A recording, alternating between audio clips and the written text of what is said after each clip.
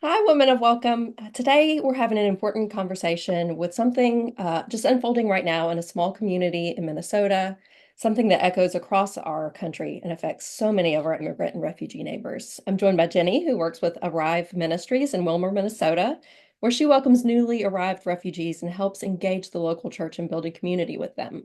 Jenny actually reached out to us because her community is experiencing what so many communities are right now, just the heartbreaking reality of deportations of people who came here legally, who are working, who are deeply woven into the fabric of their town. And so, thank you, Jenny, for sharing your community story with us. And before we get into the details of it, can you just share a bit about why you wanted to have this conversation today? Yeah, I think I wanted to have this conversation because we can follow the headlines and see all these big numbers all the time. And I have realized that what really matters is the individual stories of people. And so, because the individual stories of people have so greatly impacted my life, I think sharing those stories is just it's what's going to matter in the long run because these are real people with real stories. Right. Can you share a little bit about your role, what you do with newly arrived refugees and immigrants, and how that's shaped your view of what's happening in the country today? So my official title is the Willmar Area Programs Manager for Arrive Ministries, which is a mouthful. But my job is to, first of all, welcome the newly arrived refugees and immigrants to our community, and they come for a variety of reasons in a variety of ways. We have people here from Somalia who have been in the refugee kind of pipeline for 20 years, living in a refugee camp. And then their family finally gets that approval to travel, and the US is where they're granted a visa to, and that's huge. But then we also have others who are coming through our southern border, who are from a variety of Central and South American countries and are in the asylum process. We have people here on humanitarian parole from several countries, Haiti, Venezuela, Nicaragua. Um, and then we also have several members of our community who are here on TPS, which is a little bit longer type of temporary protected status from a variety of countries. We have people here from Ukraine. And so we have a very diverse community in this tiny little town in the middle of Minnesota. And so my job is to welcome people who newly arrive and help them connect to resources, but then ultimately get them connected in community. And so I engage the church in welcoming and extending hospitality to our neighbors. And then we create spaces where we can start to develop those cross-cultural relationships and just get people together. And once they get to know each other, it kind of naturally evolves into like true community and relationships forming. That's beautiful. I love that. So you've been doing this a while, and so you have relationships. You've built relationships, of course. And when you and I first connected, you shared that recently many of your friends, specifically you mentioned from Haiti, have received deportation orders. Can you walk us through what happened and how your community first learned about that? So we were actually sitting down to dinner with some friends when that first deportation letter came through. So we were sitting and we were just, talking, and I noticed one of my friends was getting quieter and quieter, and she eventually just put her head down on the table. And I was like, "Oh, are you tired?" Because she works overnights often, so I thought, she had worked a long shift, and um, one of the other friends at the table said, no, she just got a letter via email. Like, what's going on? And they said she's been ordered to deport in within 20 days or be like could be arrested and detained. That's what the letter says. So they opened up the email and showed it to me, and that is what it said. And it was like this shocking moment for me because she is here legally. The program that she came on is the CHNV program. And like we did know that that was going to be like not moving forward. They weren't going to be processing anyone else under that program. But I think it was very shocking to get that email and realize like not only is it not moving forward, but she is immediately considered illegally present in the country and being told to self-deport immediately. And if not within 20 days, um, yeah, be subject to being arrested. And that is just you don't even know how to process it in the moment. And obviously just a devastating blow to her family, like all of us who know her. And then it just kind of kept going from there. Wow. Yeah, you mentioned that there were people from other countries like Nicaragua who are receiving similar orders. Do you have any sense of how widespread it is in your community? At this point, it's a little bit hard for me to put actual numbers on it, but just based on the people that I know personally and through work, like my guess is that hundreds of people probably received that same letter. I know of quite a few who have reached out to me and said, I received this letter. What do I need to do? And then I think there's like an extension of this too, because there's been similar letters being sent to those who made their appointment at the southern border using the CBP1 app.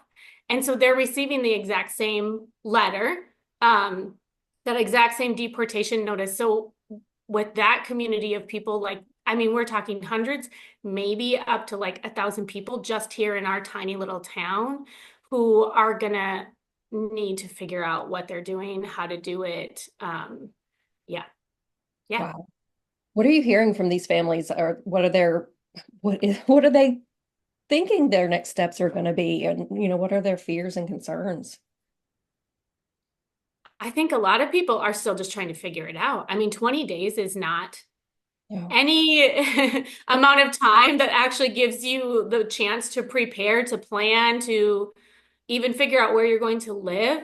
Um, I don't know anyone right now who actually has a place to return to. Um, Either the home they were in is no longer available to them, or they do not, it's not safe. Like it's not okay for them to return. Everyone that I know, and I can't say this is across the board because obviously I don't know everyone in the entire United States on these programs, but everyone that I know left because it was truly dangerous where they were living. Um, we have some people who have received these letters who like have had threats on their life. Some have escaped abusive situations where they literally like ran in the middle of the night with their child and like walked for months to find safety.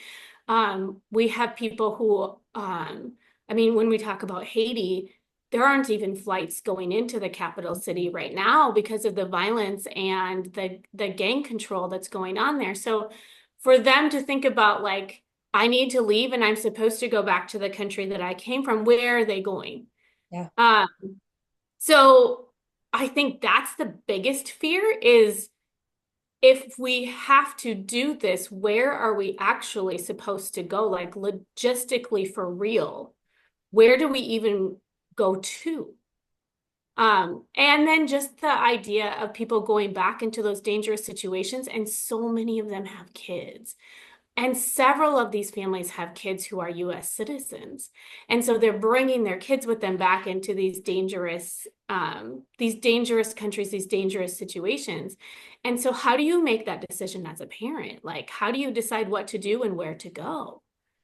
Well, and it's impacting them, but it's impacting your community a lot. You mentioned a lot of these people have been here a long time.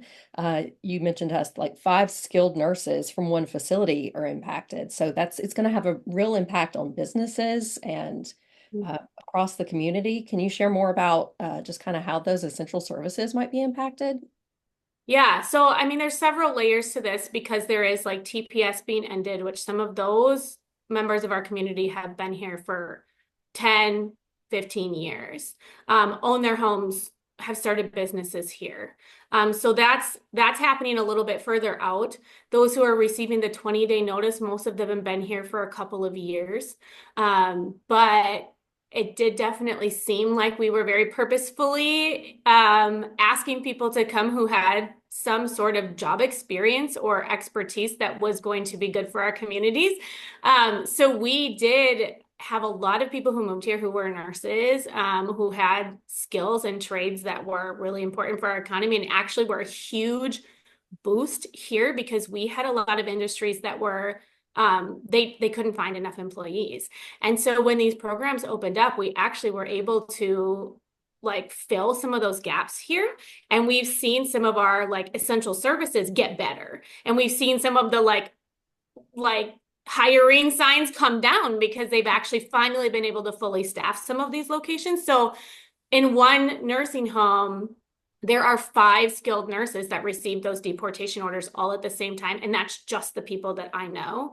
And so for them to all of a sudden lose all of these essential workers from that industry specifically, where like the care is really important for the elderly members of our community, it's just going to be devastating for that specific space. But then we're talking about, I mean, how many other spaces will be impacted? We have turkey processing plants, and we're a very like agricultural region. And so a lot of our people who work on the farms here are people who have come from other countries, and specifically some of these programs.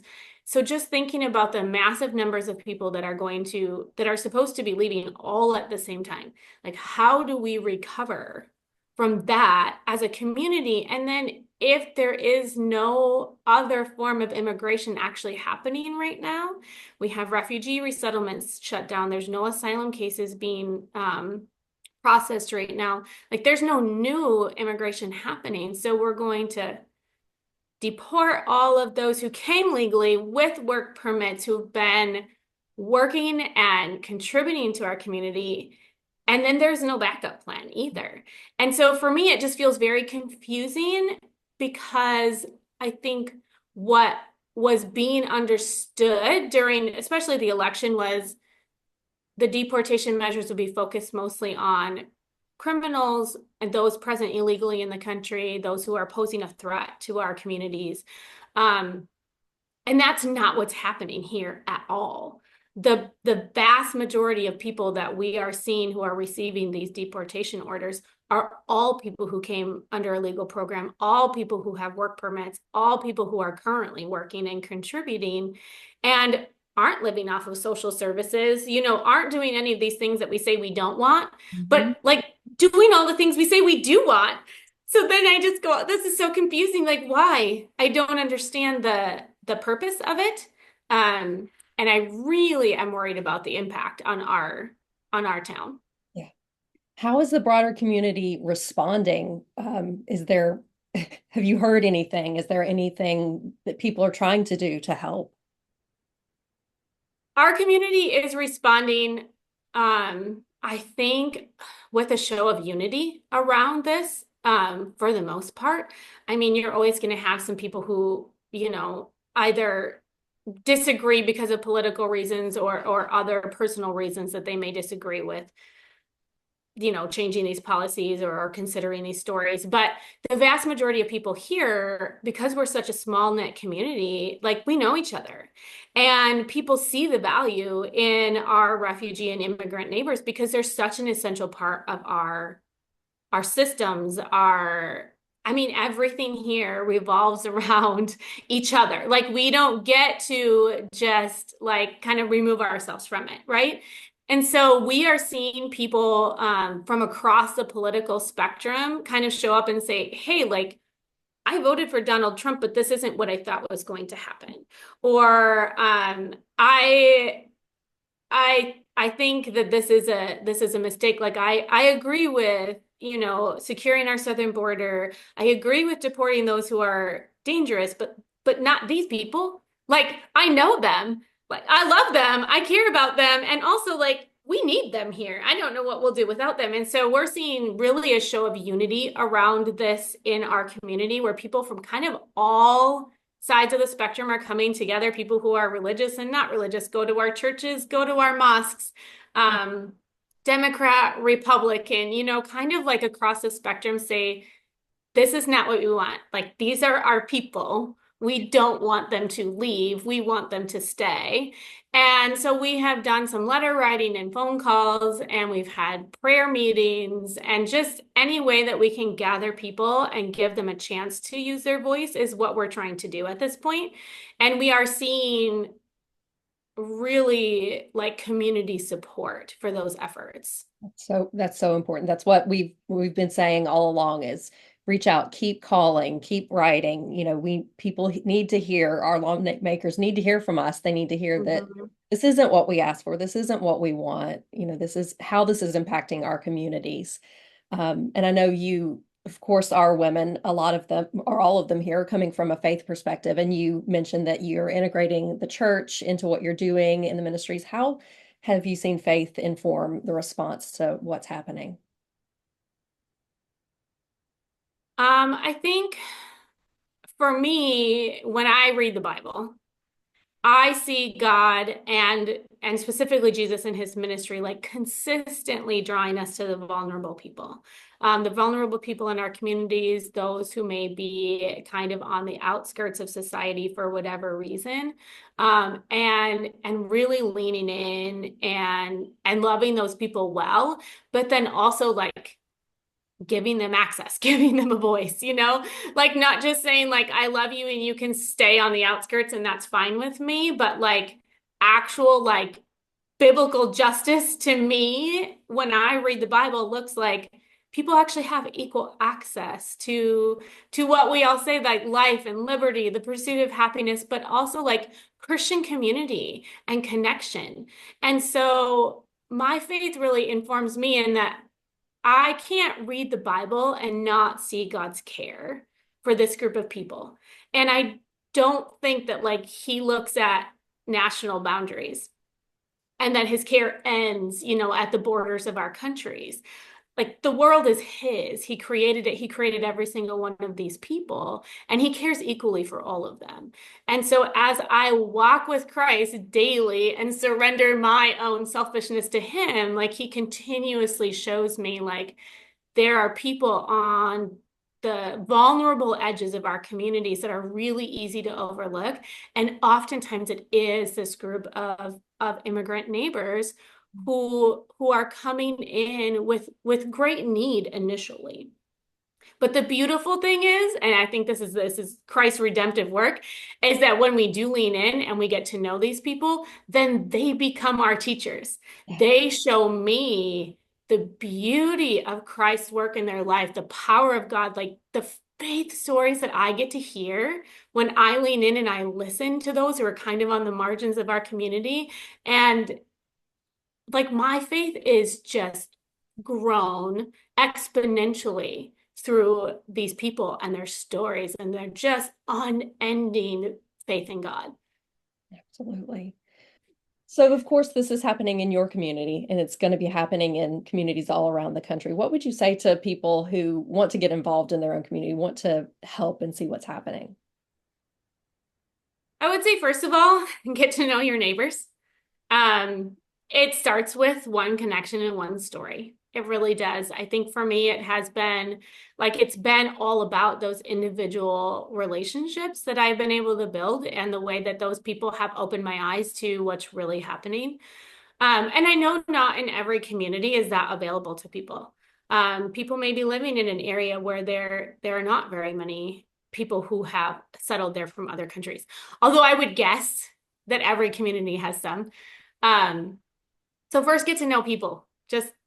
It can feel really awkward at times. Like, are you just out there in the world, like looking for someone who doesn't look like you and just walking up and saying, "Hi, my name is Jenny. Do you want to be my friend? Because you're not from here." I mean, that feels weird, right? So sometimes it is looking for those kind of natural spaces where you can cross paths and interact with people and then just get to know them on a personal level. Like for real, get to know them.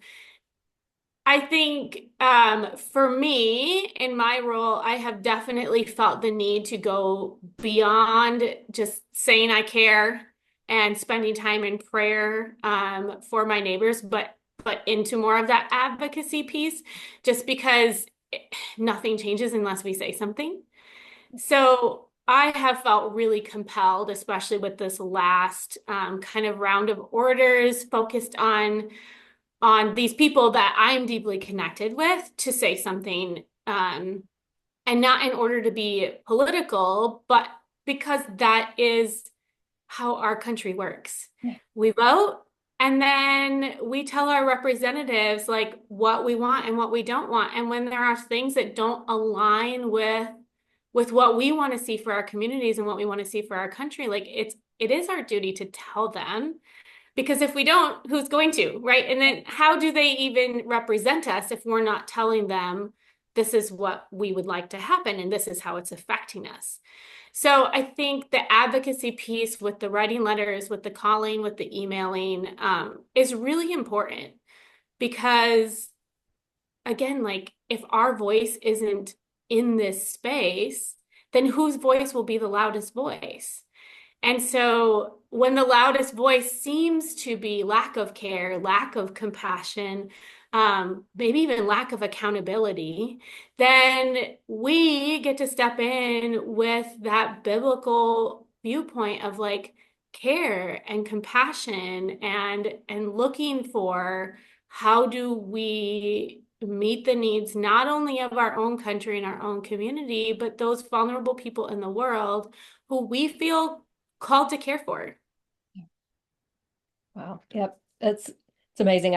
We were just talking about this impact that we have. Of course, it's speaking out and using our voice nationally, but also showing up locally. And that's exactly what you just said. Get to know people in your community and use your voice locally, with your local representatives as well as nationally, because policies impact people that we care about. Absolutely. And that's why we have to speak up. Thank Yeah. you so much. Is there anything else that you would share um, with our community today? Oh boy, that's a broad question. Um, I would say that those individual conversations that you have with people really, really matter.